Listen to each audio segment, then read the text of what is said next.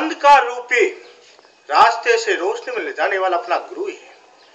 गुरु का जो वाक्य है वो मंत्र का मूल है। गुरु की कृपा हो गई तो समझ लो मोक्ष मिल गया।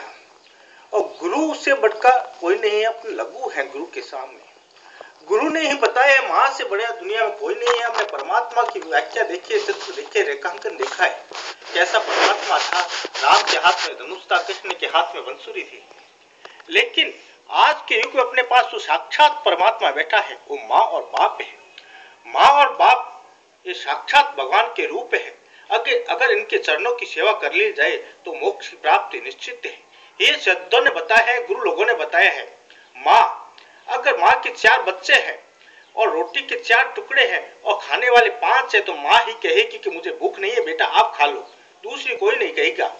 बेटा कितना ही उद्दंड न हो, माँ उसे क्षमा करती है, क्योंकि माता कभी कुमाता नहीं होती, पुत्र कुपुत्र हो सकता है।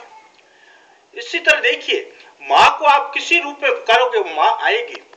अगर कोई मॉम कहता है, कोई मम्मी कहता है, कोई मावड़ कहता है, कोई चाची कहता है, कोई ताई कहता है, लेकिन माँ आती है, दौड़ कर आती है। उसका वात्सल्य, उसका अगाध वात्सल्य का समुद्र है। वो पुत्र के प्रति प्रेम बरसाने के लिए आतुर है।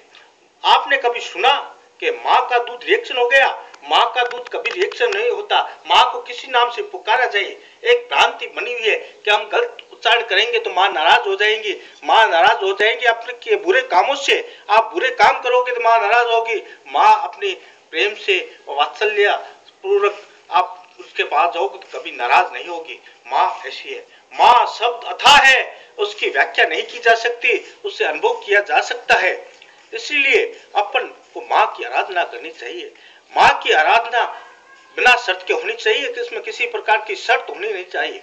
भगवान के आगे जाते हैं, माँ के आगे जाते हैं, मंदिर में जाते हैं, कहते हैं मैं फल्ला पैसों का प्रसाद कर दूंगा, मेरा काम कर दो। वो आपकी नौकर नहीं है। उसके साथ अनकंडीशनल लेकर जाओ, उसकी शरणागति बनो, वो आपका काम करेगी, बिना शर्त करेगी, बिना शर्त आपकी बाधाएं दूर करेगी। हर पथ पर जो कांटे बिछे हुए उनको दूर करेगी। माँ, माँ पुकार के देखो एक बार, हृदय से पुकारो, आत्मा से पुकारो, माँ हाजिर हो जाएगी। ऐसी कोई भी जगत की बाधा नहीं होगी जो आपके समक्ष होगी। आप सफलताओं के द्वार सुनेंगे। एक बार माँ को दिल से पुकार के तो देखो।